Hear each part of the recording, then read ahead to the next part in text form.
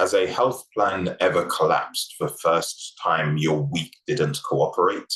Did you know that your plan was never the problem? Have you ever lost 28 pounds without a single uninterrupted week to work with?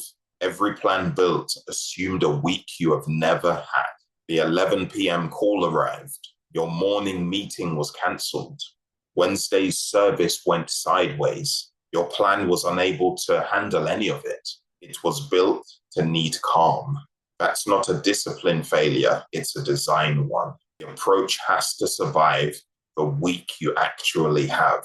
In this video, you will learn why disruption follows every health intention without exception, what it looks like to build for the week you actually get, and how 20 to 30 pounds leaves without a single perfect week to work with. Number one, disruption defeats plans built for perfection. What do I mean by this? Your last plan collapsed because you planned for a clear week. You will never have a week that is clear or calm. James chapter 4 verses 13 to 14 reads, "Go to now, ye that say, today or tomorrow, we will go into such a city, whereas ye know not what shall be on the morrow." The plan was built for calm, your week is never calm. James is not being pessimistic. On a large scale, none of us know when our time is up. We are not guaranteed tomorrow. We aren't even guaranteed the next minute of life. In this context, however, the pastoral reality is that you will never have a calm week. You don't know what is going to come tomorrow. Whether a member of your congregation has a problem that they need to call you later tonight to discuss, whether a family member dies or something else happens, you don't know what can come up the next day. Your plan has to account for everything. You don't know if a member of your congregation will require your expertise. You don't know if your kids will be sick, or whether your spouse may just want a bit more time with you without ministry work getting in the way. Your plan has to be able to overcome all of this. It must exist alongside your ministry. Every plan that required calm met your week. None survived it. The cancelled Monday meeting, the youth pastor who suddenly come down with something. The plan that doesn't account for any of these things will always collapse. What can you do to ensure this doesn't happen? Name what disrupted your last plan. You might not be able to account for everything, but there are going to be things that come up often that you can combat. When it comes up again, you just need something that will disrupt the disruption. Your approach must match so that the plan survives. Number two, pre-deciding protects against pastoral storms. What do I mean by this? By pre-deciding every decision a week in advance, you don't need to rely on willpower when everyday life throws things at you. Matthew chapter 7 verses 24 to 25 reads, "Whosoever heareth these sayings of mine and doeth them, I will liken him unto a wise man, which built his house upon a rock." Pre-decision is the rock. The storm cannot touch what was already decided. Aside from Jesus Christ being our firm foundation and the rock of ages, in the natural, pre-decision is the rock.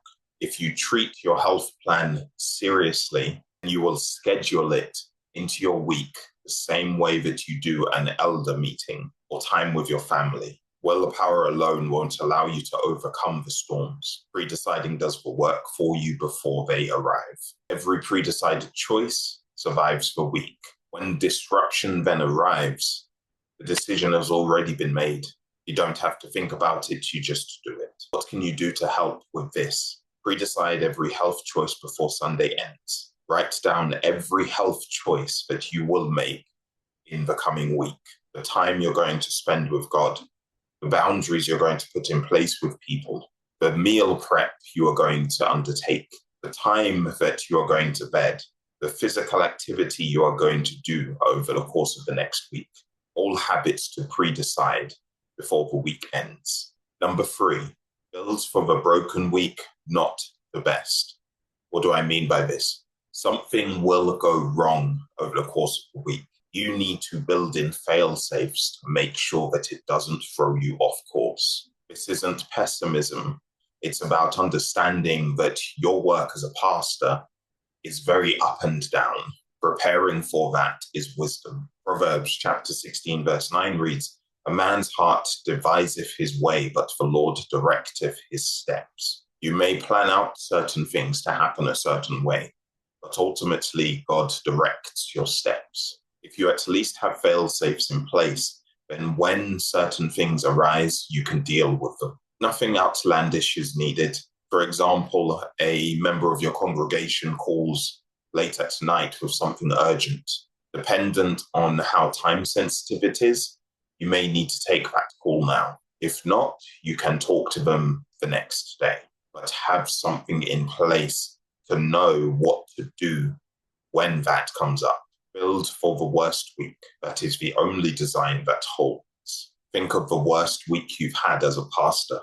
Think of everything that went wrong. Think of everyone and everything that required your attention. That's the week that you plan for. You're not hoping that it repeats itself or a week that is worse comes along, but you are aware of how bad things can get. So next time you are prepared. This carries on into the next point. What can you do? Design for your worst week. Personally name your worst week. What went wrong? Who popped up? What did they need? What did you do? Create contingencies for these things occurring again. The preparation will pay off. Number 4, diary-ready designs defeat every disruption. What do I mean by this? My clients lose on average 20 to 30 pounds in 90 days because the plan that we put together accounts for their busy weeks. They don't have clear weeks. They need a strategy that works. Philippians chapter 4, verse 11 reads, "I have learned in whatsoever state I am, therewith to be content." Whatsoever state, regardless of the busy mornings, quick lunches, busy evenings, short sleep, and the amount of coffee you probably need to drink currently to keep yourself going, we need to be content. You can be content with your situation and still want to grow. Waiting until you're ready will never produce fruit. You'll just be 6 months down the line in the same place. By building an approach that lasts in a week that is not calm, you will drop that stubborn weight. 28 pounds gone without a single perfect week. Not the ideal week, but the disrupted one, the real one. How do you move towards losing those 20 to 30 pounds? Start the approach built for your actual week. The sovereign strategy was designed for the overweight pastor with a busy week. Spirit, stress, sleep, serving, and strength. The order is important because it's the only order that works. The sovereign strategy was built for the week that always falls apart. To recap, number 1, disruption defeats plans built for perfection. Name what disrupted your last plan. Where did it all fall apart last time? Number 2, pre-deciding protects against pastoral storms. Pre-decide every health choice before Sunday ends. Put plans into place to help you not need to use willpower for every decision. Number 3, build for the broken week, not the best. Design for your worst week.